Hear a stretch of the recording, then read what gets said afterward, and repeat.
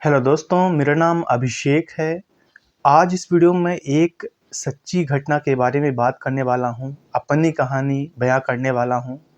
दोस्तों, असल में हम सभी को पैरानॉर्मल एक्टिविटीज़ या फिर ऐसी एक्टिविटीज़, ऐसी दुनिया जिसे हम अपनी आँखों से देख नहीं सकते, उसके बारे में देखना और सुनना पसंद करते हैं। बाद में चाहे हॉरर बुक्स हों, हॉरर स्टोरीज़ हों, मूवीज़ हों, एपिसोड्स हों, हम कितना देखने को उतावले रहते हैं। एंड कई बार ये चर्चा का विषय बन जाता है कि क्या ये जो हॉरर स्टोरीज़ बनाई जाती हैं, क्या ये जो समाज में, अपने देश में जगह-जगह पे हॉरर कहानियाँ हैं, भूत-प्रेत की कहानियाँ हैं, तो क्या ये सच में मौजूद हैं? क्या सच में घटित हुई हैं? या फिर ये सब झूठ रहा है? तो देखिएगा, इन सब से मैं हट के मैं अपनी कहानी बताऊँगा। लेकिन दोस्तों देखिएगा, बात ऐसी है, मैं भी साइंस को मानने वाला हूँ, मैं भी समझदार हूँ, समझता हूँ इन चीज़ों को।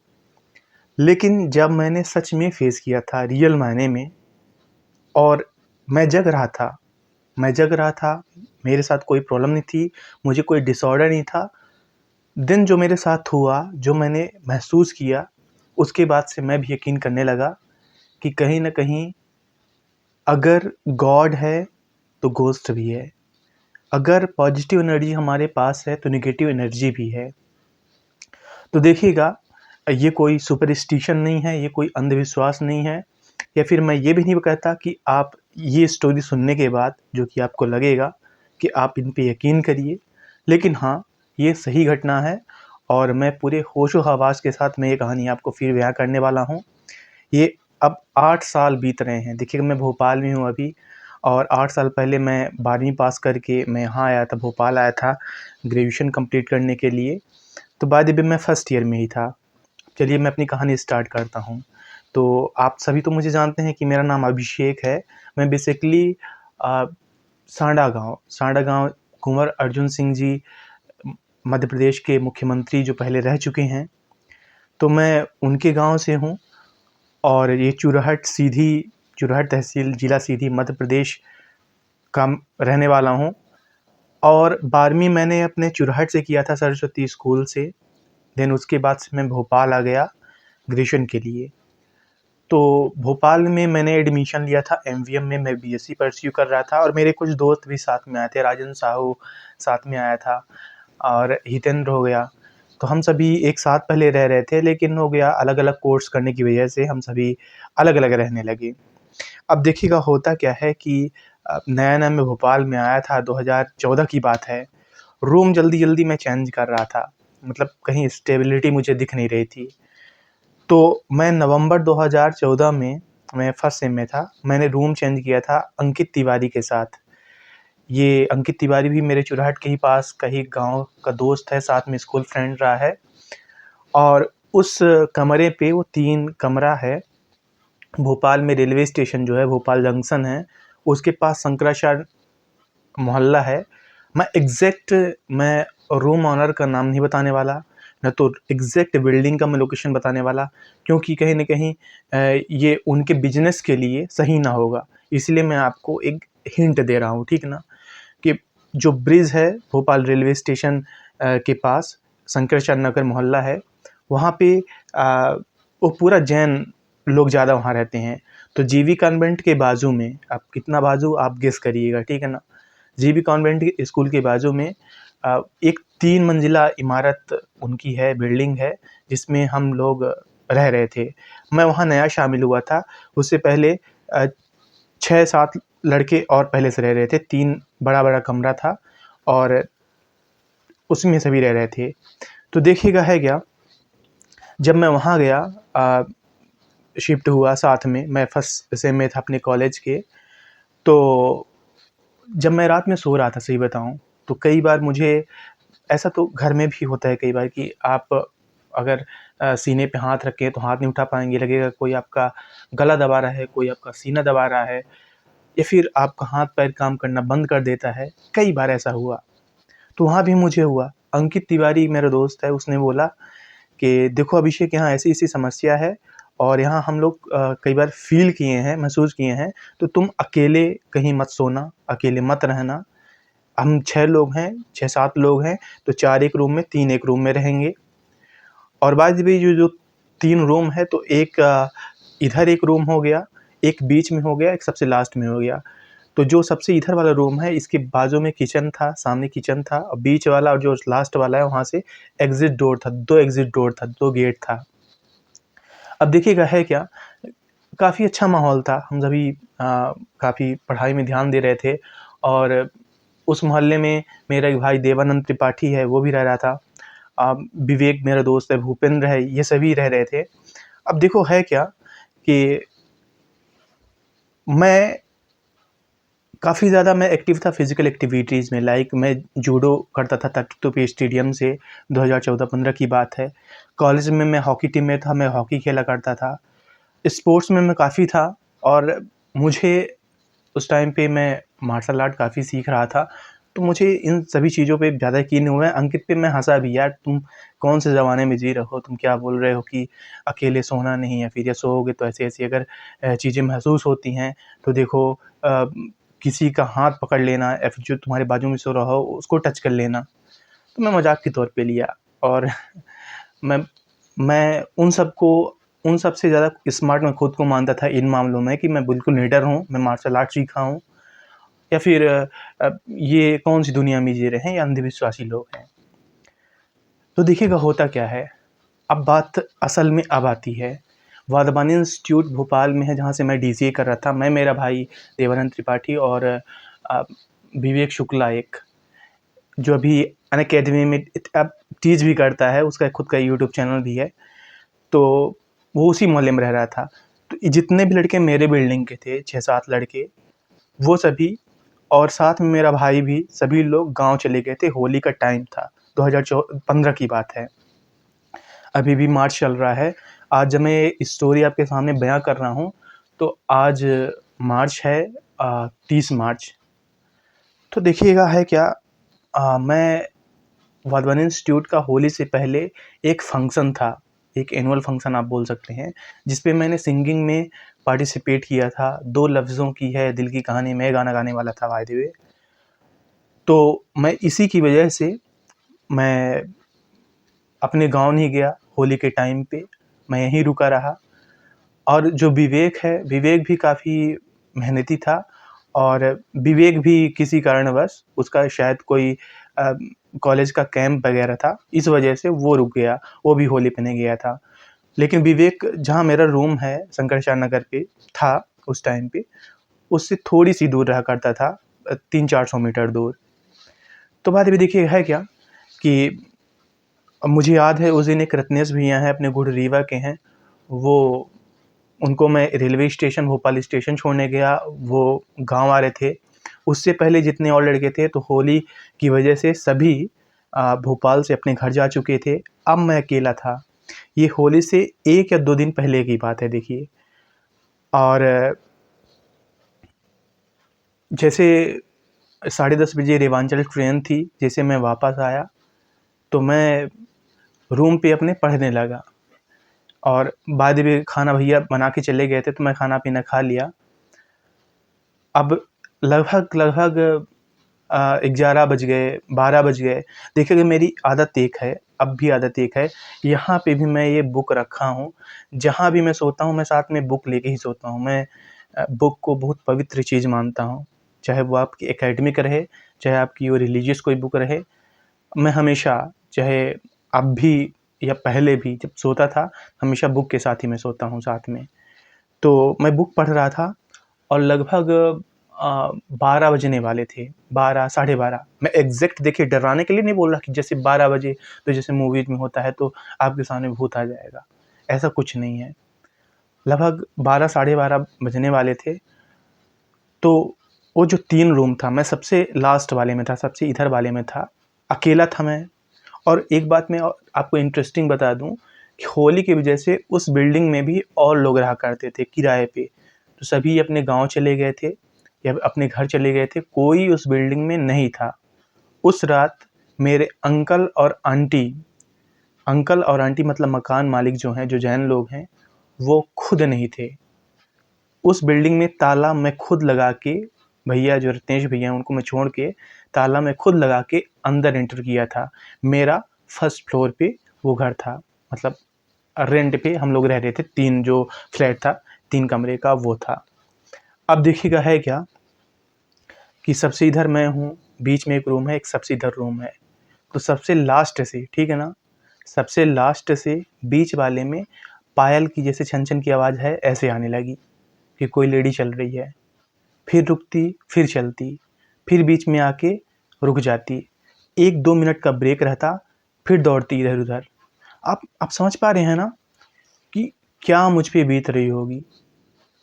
ये भगवान का मैं शुक्रिया अदा करता हूँ कि वो मेरे रूम पे नहीं आई, या फिर जिधर मैं था उधर नहीं आई। लेकिन आप ज़रा ये महसूस कर सकते हैं ना कि अगर मान लीजिए कि घर है, कोई इस कमरे पे पैर पटक रहा है, या आवाज़ पायल की यहाँ से आ रही है, तो आप महसूस कर पाएँगे कि वो आवाज़ यहीं से आ रही है। अगर कोई 1-2 कमरा बाहर या किचन से कोई आवाज़ लगा रहा है, या फिर वहाँ पे कोई बर्तन गिर रहा है, या फिर कोई वहाँ पे ऐसी हलचल हो रही है, तो हमें पता चल जाएगा कि वो यहाँ पे नहीं बल्कि वहाँ पे है। तो मैं स्पष्ट तौर पे मैं महसूस कर पा रहा था। नीचे बिल्डिंग का मेन गेट मैंने ही लॉक किया था, ऊपर मैं अकेला था। अपना भी जो 3 कमरा था, वो जो दोनों गेट थे मैंने ही बंद किया था। उसके अंदर जो दौड़ने की आवाज़ आ रही थी, फिर रुकने की, फिर पैदल चलने की, स्पष्ट तौर पे कोई लेडी थी। और ये सिर्फ़ 1-2 मिनट नहीं, बल्कि ये कम से कम नहीं तो 45 मिनट से 1 घंटा या इससे भी ज़्यादा तक ये सारी एक्टिविटीज़ चली हैं। अब इसके बीच मैं क्या किया, जैसे वो पायल चलने की आवाज़ आई, मैं बहुत डर गया था। असल में मैं सोया ही नहीं था, मैं लाइट ऑन किया था, लाइट पूरी चल रही थी। मैं बुक्स तो पढ़ ही रहा था, साथ ही साथ मेरे पास उस समय पे मोबाइल थी, मैं हनुमान चालीसा लगा लिया था, पढ़ भी रहा था। बहुत डर गया था, बहुत ज़्यादा डर गया था मैं। मेरे देखिएगा मोबाइल में बहुत कम बैलेंस था। उस टाइम पे फ्री वाला सिस्टम नहीं हुआ करता था। 2014-15 की बात है, 15 की बात है, मार्च की। मेरे पास लगभग 5 से 6 रुपए मोबाइल पे थे उस टाइम पे। तो सबसे पहले मैंने क्या किया ना कि जो अपने अ, उस रूम पे मेट्स थे, अपने साथी थे, जैसे अंकित हो गया, और भी भैया लोग हो गए, मैं सबको कॉल ट्राई करने लगा। कुछ का लगा नहीं, कुछ इतनी रात होने की वजह से, 12:30-1 बजे होने की वजह से उठाया नहीं। और जितने थे मेरे पास नंबर्स, लगभग मैं सभी को लगाया जो साथ में वहाँ रह रहे थे। मैं अपने पापा को भी कॉल किया था, मुझे याद है, और उनका भी फ़ोन वो पिकअप नहीं कर पाए थे। देन विवेक शुक्ला है, मैं उसको फ़ोन लगाया। उसने फ़ोन उठाया, वो उसी मोहल्ले में रह रहा था। वो बोला कि घबराओ नहीं, मैं आता हूँ। और फिर वो आया, ऊपर नहीं आया क्योंकि नीचे गेट बंद था। और वो असल में इतना डरावना मंज़र था कि आप समझ नहीं सकते कि मैं कितना काँप रहा था, मैं कितना डरा हुआ था। असल में यदि अगर मान लीजिए कि मेरे साथ कोई वहम होता, यदि मान लीजिए मैं सपना देख रहा होता और सो की जगह होता, भूल जाता, चलो यार ये तो सपना है या सपना था। लेकिन अगर मैं जग रहा हूँ, अभी जैसे मैं जग रहा हूँ, मेरी पूरे सेंस मेरे वर्क कर रहे हैं, और अगर मैं यही चीज़ महसूस करूँ, तो कितना डरावना होगा। उससे पहले उस बिल्डिंग में मैंने कई बार महसूस किया था कि जब अगर साथ में भी सो रहे हैं, तो कोई जैसे गला दबा दिया, कोई हाथ दबा दिया, या फिर कुछ ऐसी एक्टिविटीज़ जो कि आप पैरानॉर्मल या फिर जो आप घोस्ट की स्टोरीज़ पढ़ते होंगे, तो ऐसी रहती हैं। तो बाद में होता क्या है कि विवेक आता है, और रात के लगभग 1:30 से 2 बज गए थे। उसके साथ मैं उसके रूम पे गया, और मुझे बहुत तेज़ बुखार आ गई थी। मैं बहुत डर गया था, बहुत तेज़ बुखार आ गई थी। फिर नेक्स्ट डे पापा को ये बात पता चली, विवेक भी बताया। तो पापा फिर वहाँ से आए अगले ही दिन जस्ट ट्रेन पकड़ के रेवांचल से। फिर मैं अपने रूम उस नहीं गया, उस रूम पे बाद में जब गया, उसके जैसे ही ये बात सभी अंकित लोगों को, या जितने लड़के थे सभी को पता चली, सब होली के जस्ट 1 दिन बाद ही, या बहुत जल्दी ही, जिसकी उम्मीद मैं भी नहीं कर रहा था कि यार इतनी जल्दी आ जाएंगे, घर तो छुट्टी मनाने गए हैं। सभी आ गए थे। मैं वहाँ से रूम फिर चेंज करके श्यामला हिल्स के पास धोबी घाट है, मैं वहाँ चला गया था, भोपाल पे ही। और जो बकाया लड़के थे सब अलग अलग हो गए, वो रूम छोड़ दिया। आज भी अंकित या फिर आज भी मैं जब कभी जाता हूँ तो उसी बिल्डिंग में, उस वाले फ्लैट नहीं बल्कि नीचे वाले रूम पे अंकित लोग अभी भी रह रहे हैं। कुछ लड़के, अंकित और भैया लोग।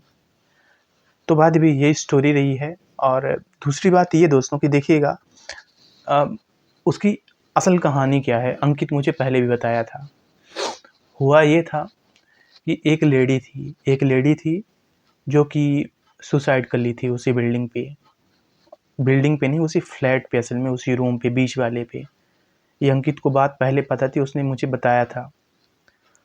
और ये जो मेरा एक्सपीरियंस है, जो मैं अकेला वहाँ पे फील किया था, महसूस किया था, साथ में कई बार सोने में या फिर अब दोस्तों के साथ रहने में कई बार ऐसा महसूस हुआ है, रात में सोते सोते डर जाना इंसान या फिर ऐसी हरकतें हो जाना। लेकिन मेरे जगते हुए आँख खुली है, मैं जग रहा हूँ, और इतना डरावना मंजर मैंने अपनी ज़िंदगी में कभी नहीं देखा। तो देखिएगा, जैसे ये बात मेरे मकान मालिक अंकल को पता चली, तो अगले दिन मुझे बुलाए छत पे। सभी लोग थे लड़के। हल्का हंसी जैसा माहौल भी बनाने की कोशिश किए, लेकिन जो मेरे रूममेट्स थे, साथी थे, क्योंकि वो भी ऐसा महसूस कर चुके थे, वो भी ऐसा फील कर चुके थे। अकेला वहाँ कोई नहीं था, अकेला वहाँ कोई रुकता भी नहीं था, सही बताऊँ। जब कभी किसी को छुट्टी में जाना होता था तो चले जाते थे, आ जाते थे। एक मतलब 2 या 3 लड़के हमेशा उस साथ में रहते थे, लेकिन मैं कुछ ज़्यादा ही डेयरिंग बन रहा था। तो अंकल ने बोला कि मेरी बेटी पार्टी करके आई थी, तो इसलिए उसकी पायल की आवाज़ आई।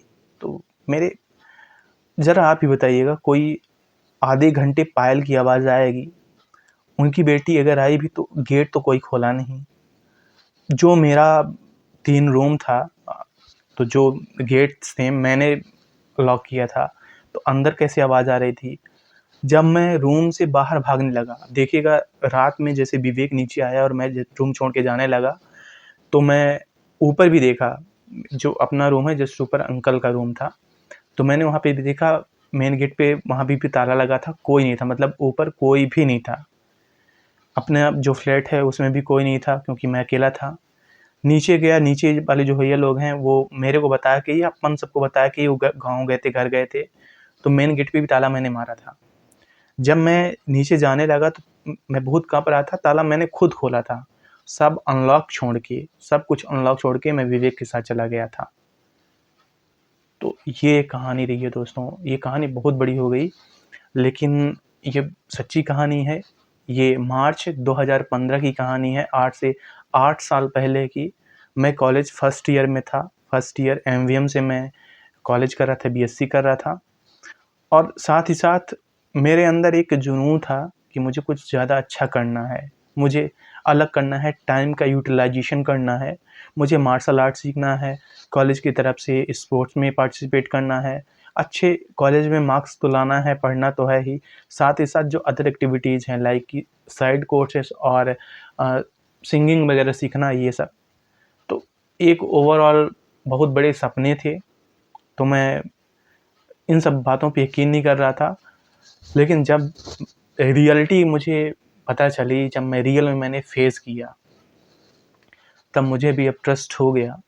अब मैं यकीन करता हूँ, अब मुझे बिलीफ है कि या नेगेटिव एनर्जी है, घोस्ट आल्सो एग्जिस्ट। लेकिन इसके बारे में मुझे ज़्यादा कुछ आइडिया है नहीं कि वो कब हार्म करते हैं, कब नहीं करते, या फिर और क्या, कैसे।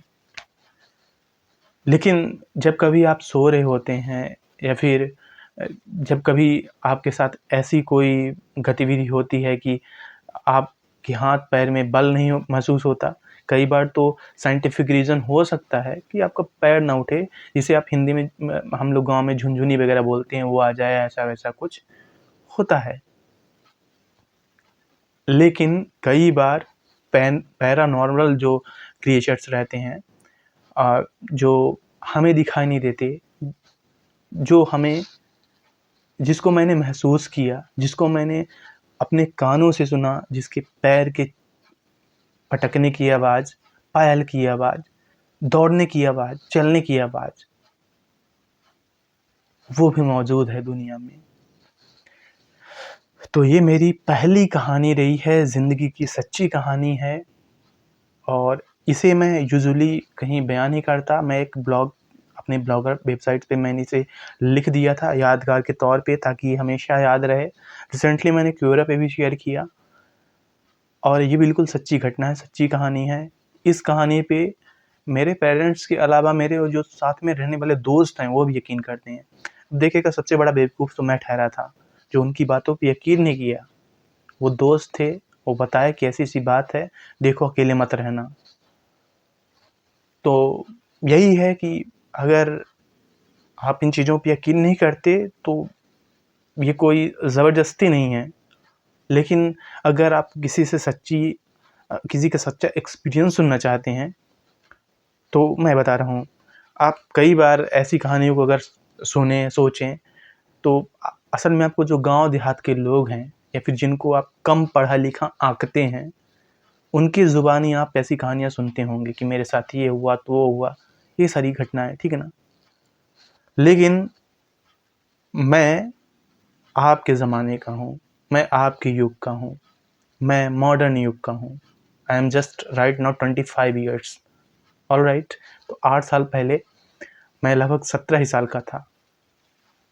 तो मैंने उस चीज़ को महसूस किया, देखा और मैं साइंस को ज़्यादा मानता हूँ, ज़्यादा मैंने माना। लेकिन साइंस की लिमिटेशंस या फिर साइंस की रीच हम बोलें तो वहीं तक है, जहाँ तक हम पहुँच पाए हैं। साइंस के बियॉन्ड भी ऐसी बहुत सारी चीज़ें हैं जिन पे स्टडी होना बकाया है। और जो मैंने महसूस किया उस रात को, होली के पहले 2015 में, वो सच में बहुत स्कैरी था, बहुत डरावना था, बहुत ही डरावना। और अब चलिए मैं ये कहानी एंड करना चाहूँगा, काफ़ी लंबी वीडियो हो गई है। अल्टीमेटली देखिएगा, जब भी कभी मैं कोई रिलीजियस में प्रमोट नहीं कर रहा, लेकिन मैं अपने खुद की बात बता रहा हूँ। जब भी कभी कोई डरावना एक्सपीरियंस होता है, अनुभव होता है, तो मैं बजरंगबली, हनुमान, मैं इनको याद करता हूँ और मैं आश्वस्त रहता हूँ कि अगर मैं महसूस करूँ कुछ भी, लेकिन कम से कम मुझे उसका बुरा साया टच नहीं करेगा, छुएगा नहीं। और शायद यही वजह है कि मैं मोबाइल में उस दिन 2015 में जो मैं हनुमान चालीसा लगाया था, मैं खुद पढ़ रहा था। सिर्फ़ यही वजह है कि वो बुरी आत्मा मेरे सामने नहीं आई या फिर उसने मुझे छूने का कोशिश नहीं किया। बकाया आप यकीन मानिए, मैं सच कह रहा हूँ कि वो दूसरे रूम से तीसरे रूम जाती, रुकती, दौड़ती, पैर पटकती, इधर-उधर चलती। हो कितना डरावना एक्सपीरियंस। तो ये कहानी मैं ख़त्म करता हूँ। बहुत बड़ी वीडियो हो गई। ये सच्ची कहानी है, सच्ची घटना है और इसे मैं यूट्यूब पे इसलिए अपलोड कर रहा हूँ ताकि ये हमेशा ज़िंदगी भर के लिए याद रहे। धन्यवाद।